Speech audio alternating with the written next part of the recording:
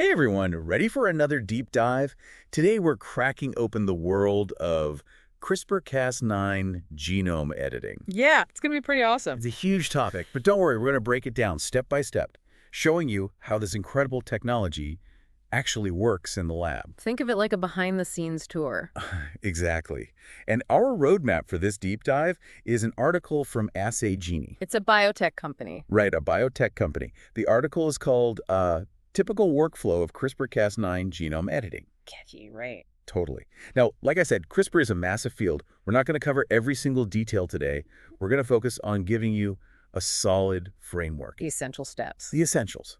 So you can walk away with a clear understanding of the CRISPR workflow. And trust me, it's a fascinating journey. It really is. We're talking about editing DNA with incredible precision. Like using tiny molecular scissors. I love that. Tiny molecular scissors. Mm-hmm. And it involves something called a PAM sequence. PAM sequence. Huh? Yeah, it sounds kind of like a superhero, right? Right. It's a key player in the whole process. So let's dive into step one, designing the guide RNA. Guide RNA. That's a mouthful. We usually just call it gRNA. gRNA. Got it.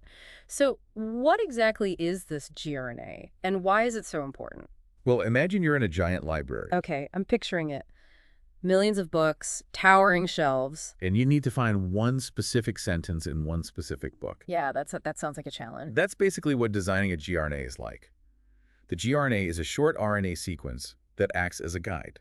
A guide for what? It leads the Cas9 enzyme, those molecular scissors we were talking about, to the exact spot on the DNA that needs editing. So it's like a GPS for Cas9. Exactly. It tells Cas9 exactly where to go and what to cut. That's so cool. But it also sounds incredibly complex. Like, how do you design a gRNA that's both highly specific to the target gene and efficient at guiding Cas9? It is complex, but thankfully we have amazing online tools that help us do this. Tools like Benchling, CHOPCHOP, and CRISPR. So no need to do it manually. Nope. These tools are like super-powered search engines for the genome. They use algorithms and databases to analyze the DNA sequence. To do what? To predict the best gRNA for the job. Yeah. One that's both specific and efficient. Wow. So it takes a lot of the guesswork out of the process. Absolutely.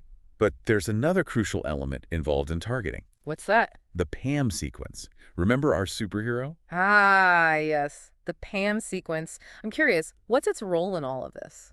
The PAM, which stands for protospacer adjacent motif, is a short DNA sequence. Okay, what kind of sequence? Usually it's NG, and it acts as a landing pad for the Cas9 enzyme. A landing pad. Yeah, think of it as a safety lock.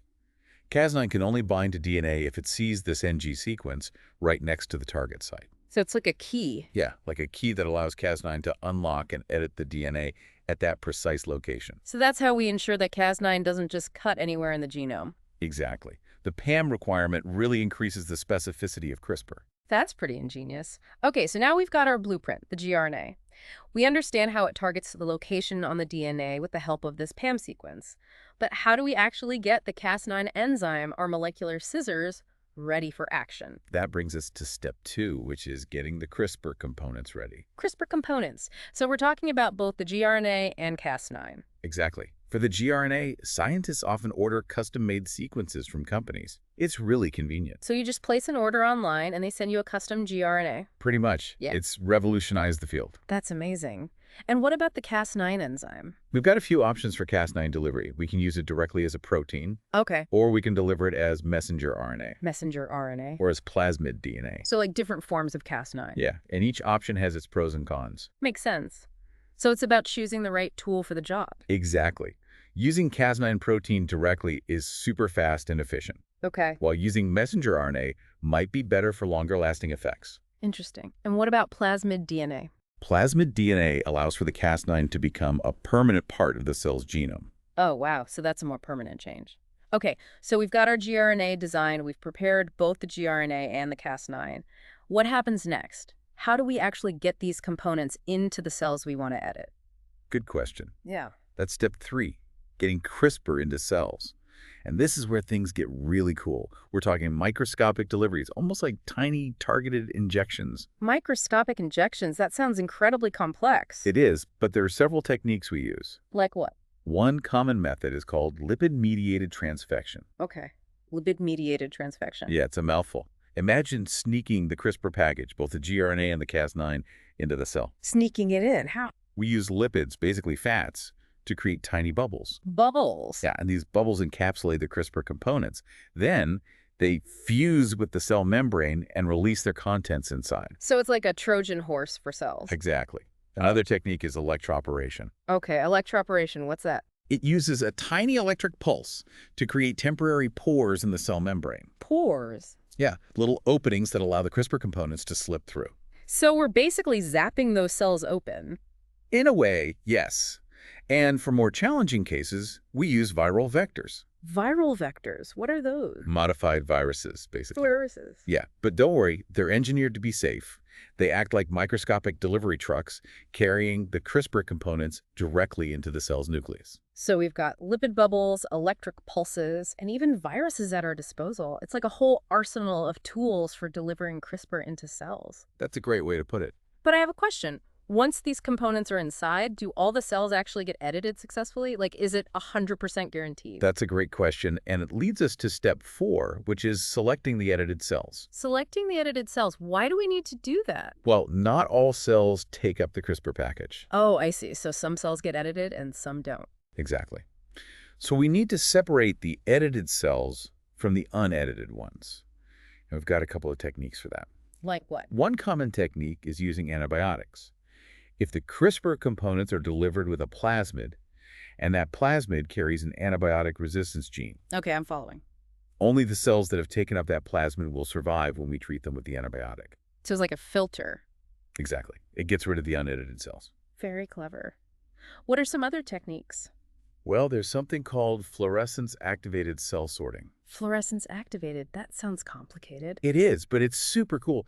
We basically use lasers to separate cells based on whether they glow a specific color. Lasers and glowing cells, that's straight out of science fiction. I know, right? It's amazing technology. And what about that last technique you mentioned? Oh, that's magnetic activated cell sorting. Magnetic activated. Yeah, we use tiny magnetic beads that are attached to antibodies, and those antibodies bind to specific markers on the cell surface. Of course. Yeah, and by applying a magnetic field, we can separate the cells that have those markers. That's incredible. So we've got all these incredibly sophisticated ways to isolate the edited cells. But how do we actually know for sure that the edit worked? Like, how do we confirm that the CRISPR did what we wanted it to do? That's where step 5 comes in, checking if the edit worked. Okay, so quality control. Exactly. We use a bunch of techniques to confirm that the CRISPR-Cas9 system successfully edited the target gene, and to look for any unwanted changes. Unwanted change. Yeah, off-target edits. Remember those? Right, those unintended changes we talked about earlier. So how do we check for those? One common technique is PCR. PCR. Yeah, it stands for polymerase chain reaction.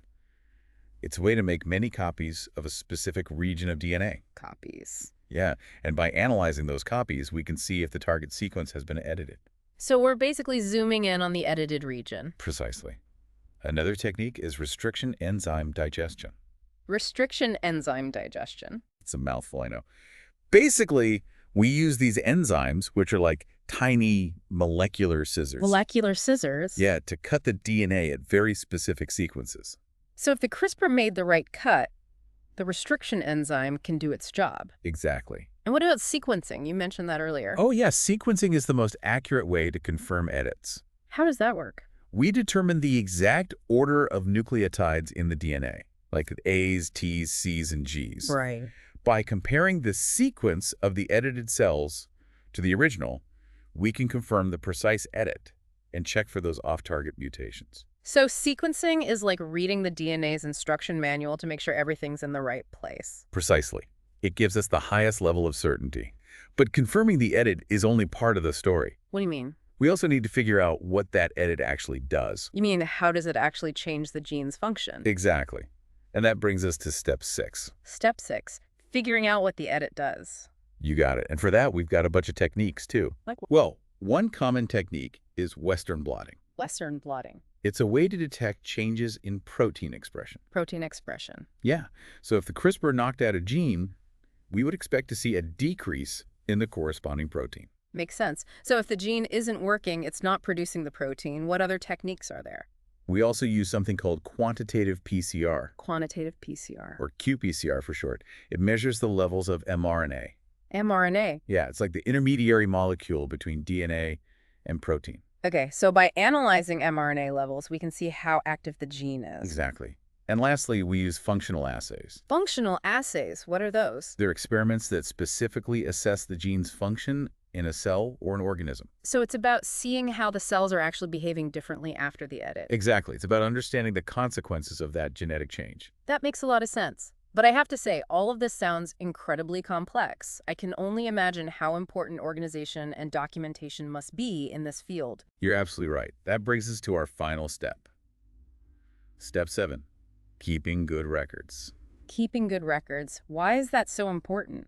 Well, in science, repeatability is key. Repeatability. Yeah, to make sure that these CRISPR experiments can be reproduced and validated by other researchers, we need thorough documentation. So it's like a detailed lab notebook, making sure every detail of the experiment is recorded. Exactly. Everything from the gRNA sequences and target sites to the transfection conditions, screening data, and the results of the mutation analysis. So that other scientists can understand how the experiment was done and hopefully replicate the results. Precisely.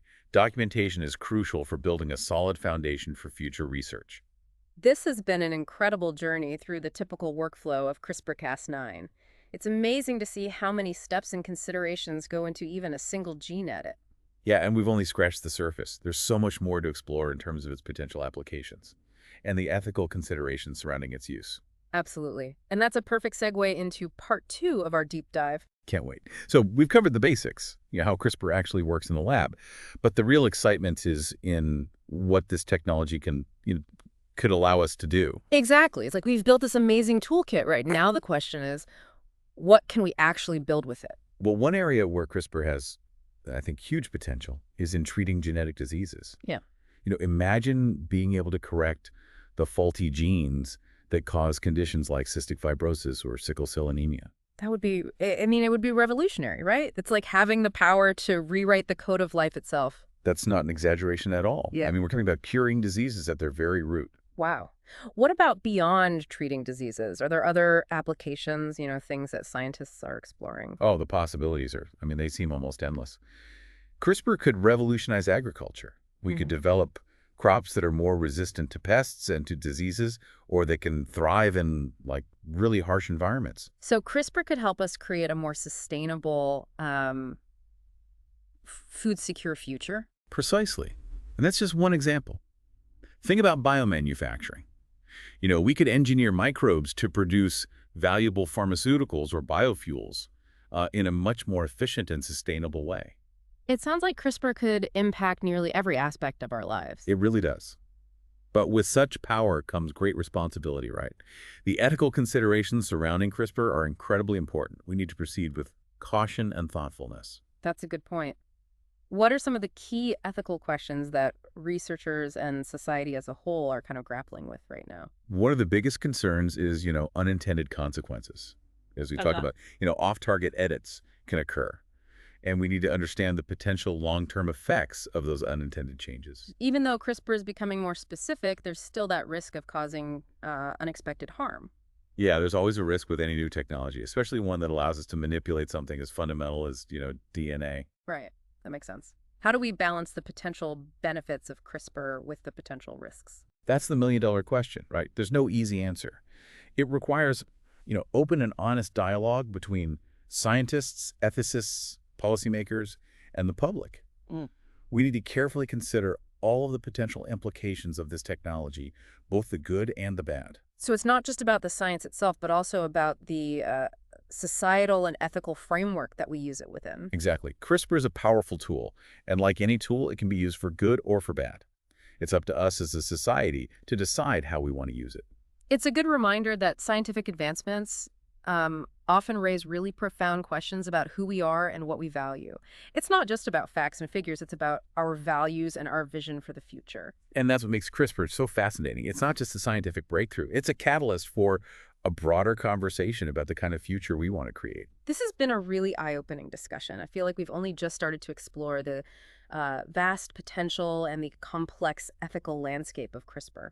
Indeed. And as we continue to delve deeper into this revolutionary technology, we must remember that it's not just about the science. It's about us, It's about humanity. Well said. Now, for our listeners who want to learn more, where can they go? What resources are out there? There are tons of resources available, online, in books and documentaries. A great place to start is the website of the Broad Institute. They have a ton of information about CRISPR, its applications, and the, ethical considerations. And don't forget about Assay Genie, the biotech company whose article sparked our conversation today. They have more details about the techniques and tools we talked about on their website. Absolutely. And we encourage you to share your thoughts, questions, anything on social media using the hashtag #DeepDiveCRISPR. Yeah. We'd love to hear what you think about this, groundbreaking technology. Now, as we wrap up this part of our deep dive, I want to leave you with a thought-provoking question. Imagine you could edit genes. What would you change and why? It's a question that I think really forces us to confront the potential benefits and the risks of this technology and to think about what kind of future we want, for ourselves and for future generations. It's a question that goes way beyond the science itself. It touches on the very essence of what it means to be human. And with that, I think we're ready for the final part of our deep dive. It really does, doesn't it? It makes you think, not just about like the technical stuff, but about the impact this could have on people and on society as a whole. It's a tough question, right? And one that's going to be with us for a while, I think. Yeah, it's definitely something we need to be talking about now while CRISPR is still relatively, new. Exactly. Yeah. We got to be proactive about thinking about the ethical and societal stuff, not just reacting, when something happens. Right. It's like we're at this crossroads and we have this powerful tool, but we need to decide together which way to go.